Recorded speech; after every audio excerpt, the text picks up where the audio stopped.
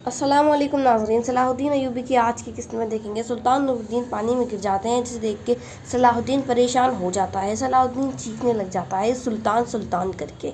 तो उनका दुश्मन कहता है कि चीखने का कोई फ़ायदा नहीं है, सुल्तान नूरुद्दीन पानी की तह में जा चुका है और अब वह वहाँ से वापस नहीं आ सकता। गिरिगोर कहता है कि कितने अफसोस की बात है, जिन्हें हम पसंद करते हैं, प्यार करते हैं, वो अगर हमारे आंखों के सामने मर जाए तो कितनी तकलीफ होती है। सलाहुद्दीन कहता है वे नहीं मरे हैं, वे जिंदा हैं, वो वापस आएंगे, वो तुम जैसे दुश्मनों से नहीं डर के मर सकते, वो वापस जरूर आएंगे। गिरिगोर कहता है ऐसा नहीं हो सकता, लेकिन तुम परेशान ना हो, मैं तुम्हें भी वहीं भेज दूंगा।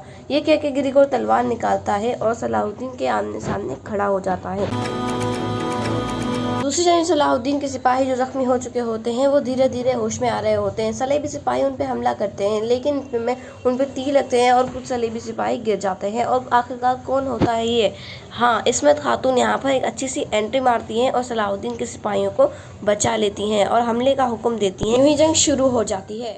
दूसरी जानिब सलाहुद्दीन गिरिगोर से कहता है कि अगर एक सलाहुद्दीन या एक नूरुद्दीन मर गया तो हज़ारों पैदा हो जाएंगे तुम्हारे से मुकाबले के लिए, लेकिन ये जंग तब तक ख़त्म नहीं होगी जब तक यरूशलेम मुसलमानों की मिल्कियत ना बन जाए। गिरिगोर कहता है तो चलो फिर वक्त आ गया है तुम्हें ख़त्म करने के लिए, और गिरिगोर सलाहुद्दीन पे हमले के लिए दौड़ता है। सलाहुद्दीन को पकड़े हुए सिपाहियों में से एक सिपाही सलाहुद्दीन की मदद करता है और गिरिगोर हैरान हो जाता है, जिसकी वजह से सलाहुद्दीन भागने में कामयाब हो जाता है और सभी दुश्मन हैरान हो जाते हैं। उस समय वो सिपाही भी पानी में छलांग लगा लेता है। गिरिगोर अपने सिपाहियों से पानी में तीर चलाने के लिए कहता है। फिर हमें दिखाया जाएगा वो सिपाही जिसने पानी में छलांग लगाई थी सलाहुद्दीन के साथ, वो कोई और नहीं सलाहुद्दीन का जासूस होता है। गिरिगोर यहूदी से कहता है तुम्हारे साथ खड़े सिपाही कौन से तुम्हारे हैं और कौन से नहीं, तुम्हें इसका पता ही नहीं। तो वो कहता है हाँ, ये सिपाही भले में लाया था, लेकिन ये सिपाही तुम्हारे थे और तुम्हें नहीं पता कि तुम्हारे यहाँ कितने गद्दार मौजूद हैं। सलेबी सिपाही एक एक कर तीर चलाए जा रहे होते हैं पानी में, लेकिन उन्हें कुछ भी हासिल नहीं होता। और कहता है हम नहर की दूसरी तरफ जाएंगे, वो वहाँ से भी निकल सकते हैं। और फिर वो अपने सिपाहियों के साथ नहर की दूसरी ओर रवाना हो जाता है। दूसरी जगह हम देखेंगे सलाहुद्दीन के सिपाही सलीबियों के साथ जंग कर रहे होते हैं।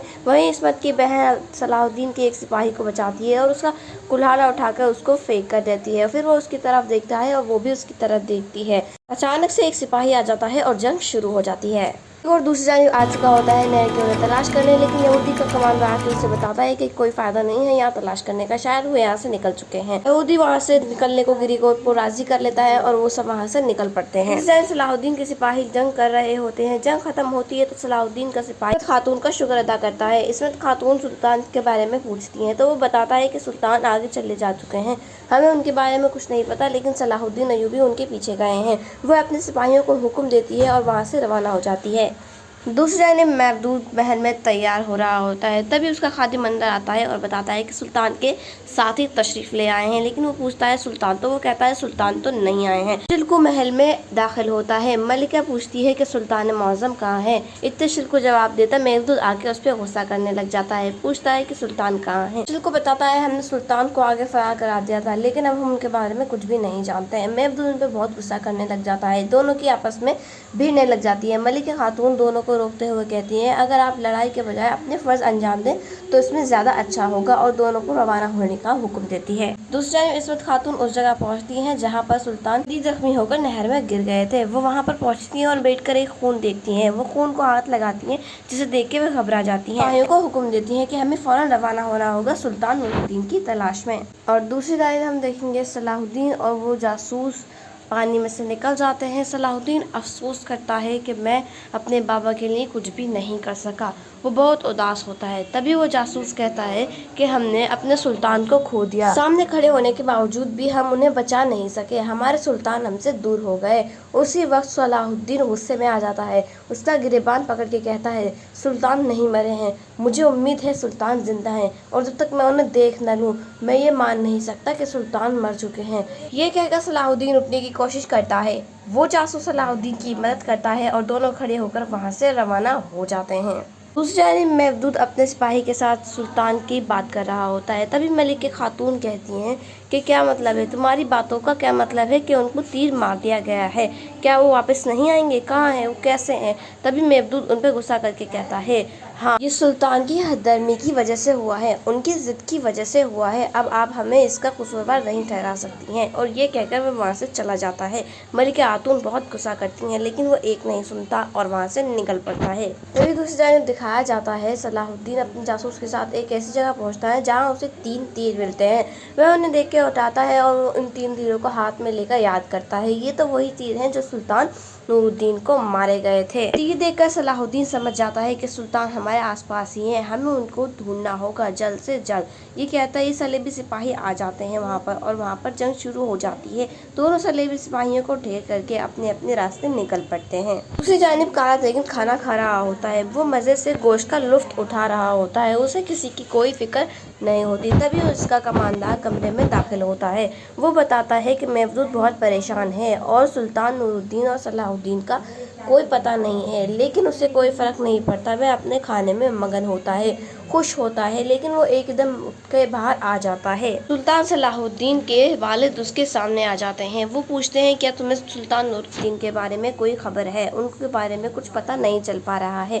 تو وہ کہتا ہے اگر تم لوگوں نے مجھے یہاں قید نہ کیا ہوتا تو میں تمہیں اس کے بارے میں ضرور بتاتا، لیکن میں اس بارے میں کچھ نہیں جانتا ہوں۔ وہ ان لوگوں پہ غصہ کرتا ہے اور وہاں سے نکل پڑتا ہے۔ دوسری جانب گریگور اور اس کے سپاہی ایسی جگہ پہنچتے ہیں جہاں پر سپاہیوں کی لاش پڑی ہوتی ہے۔ صلاح الدین اور اس جاسوس نے ان کو ختم کر دیا ہوتا ہے۔ نشانات دیکھ کے وہ اندازہ لگا لیتے ہیں کہ نشانات تازے ہیں، ضرور یہ ہم سے زیادہ دوری پر نہیں ہوں گے، اور وہ بھی ان کے پیچھے روانہ ہو جاتے ہیں۔ دوسری جانب دکھایا جاتا ہے صلاح الدین بھاگ رہا ہوتا ہے، ایک دم صلاح الدین کو کچھ سپاہیوں کی آواز آتی ہے، وہ وہاں سے دپک جاتا ہے۔ وہ کوئی اور نہیں صلیبی 2 سپاہی ہوتے ہیں جنہیں صلاح الدین تیر مارتا ہے اور دوسرے کو صلاح الدین پیچھے سے پیٹھ میں تلوار بھونک دیتا ہے، اور صلاح الدین کی یہ بہترین انٹری دکھائی جاتی ہے۔ ادھر دوسری جانب قدس میں دکھایا جاتا ہے 2 یہودی کھڑے ہو کر مسلمانوں کو تباہ کرنے کی باتیں کر رہے ہوتے ہیں۔ یہ پلان بنا رہا ہوتا ہے کہ ہم جلد ہی دمشق پر حملہ کریں گے اور اپنی حکمرانی ظاہر کر دیں گے۔ اور یہیں دوسری جانب صلاح الدین چلتا جا رہا ہوتا ہے، اس کا زخم اس کو اور اجازت نہیں دیتا چلنے کی، اسے سب دھندلا نظر آنے لگ جاتا ہے۔ دھیرے دھیرے صلاح الدین بے ہوش ہونے لگ جاتا ہے، وہ ایک پیڑ کے سریانے بیٹھ جاتا ہے۔ دوسری جانب گریگور بھی صلاح الدین کے بہت قریب ہوتا ہے اور وہ اپنے سپاہیوں کے ساتھ بڑی پھرتی میں اس کی اور آ رہا ہوتا ہے، اور جہاں صلاح الدین لیٹا ہوتا ہے وہاں کچھ صلیبی سپاہی پہنچ جاتے ہیں۔ وہ پورے پلان کرتے ہیں اور ایک ایک کر کے صلاح الدین کو تینوں طرف سے گھیرنا چاہتے ہیں، لیکن صلاح الدین کی بھی آنکھ کھل جاتی ہے اور صلاح الدین اٹھ جاتا ہے۔ ان کے حملے سے پہلے صلاح الدین ان پہ حملہ کر دیتا ہے اور تینوں کو ایک ایک کر کے وہاں سے جہنم واصل کر دیتا ہے۔ پھر صلاح الدین سمجھ جاتا ہے یہ ٹھہرنے یا رکنے کا وقت نہیں ہے، اور دوسری جانب دکھایا جاتا ہے صلاح الدین کے سپاہی اپنی مرہم پٹی کر رہے ہوتے ہیں، ایک ایک کر کے اپنے زخم صحیح کر رہے ہوتے ہیں۔ تبھی صلاح الدین کا جاسوس وہاں پہنچتا ہے اور انہیں خبر دیتا ہے جو سب کچھ ان کی ناموجودگی میں ہوا۔ وہ بتاتا ہے کہ سلطان نور الدین کو کس طرح زخمی کر کر وہاں پر نہر میں ڈال دیا گیا۔ صلاح الدین کو بھی وہاں کودنا پڑا۔ وہ ساری صورتحال سے ان سپاہیوں کو آگاہ کرتا ہے۔ صورتحال کو جان کے صلاح الدین کے سپاہی پریشان ہو جاتے ہیں اور اپنے سردار کی تلاش میں نکل پڑتے ہیں۔ دوسری جانب صلاح الدین نشانوں کے پیچھے آتا ہے، وہ ایک ایسی جگہ پہنچ جاتا ہے جہاں اسے کچھ کپڑا سا ملتا ہے۔ وہ اسے ہاتھ میں اٹھاتا ہی ہے، لیکن اس کو کچھ لوگوں کے آنے کی آواز محسوس ہو جاتی ہے۔ جب وہ دیکھتا ہے تو وہ کوئی اور نہیں کالا تیغن ہوتا ہے۔ کالا تیغن آتا ہے اور صلاح الدین کو آواز لگاتا ہے۔ صلاح الدین اسے دیکھ کے حیران ہو جاتا ہے۔ وہ صلاح الدین کے سامنے آ کے کھڑا ہو جاتا ہے اور کہتا ہے کہاں جا رہے ہو؟ وہ مودود اور ساری صورتحال کو صلاح الدین کے سامنے پیش کرتا ہے۔ صلاح الدین بھی بتاتا ہے میں نہیں مانتا سلطان مر چکے ہیں، کیونکہ یہ 3 تیر سلطان کے لگے تھے، اور ظاہر ہے اس سے کہ سلطان زندہ ہیں کیونکہ یہ وہی تیر ہے۔ یہ سن کے کالا تیغن بھی حیران ہو جاتا ہے اور وہ بھی صلاح الدین کے ساتھ نور الدین کی تلاش میں نکل پڑتا ہے۔ دوسری جانب مودود بھی پریشان ہوتا ہے اور بہت غصے میں ہوتا ہے، وہ بھی اپنے سپاہیوں کے ساتھ سلطان نور الدین کو تلاش کر رہا ہوتا ہے۔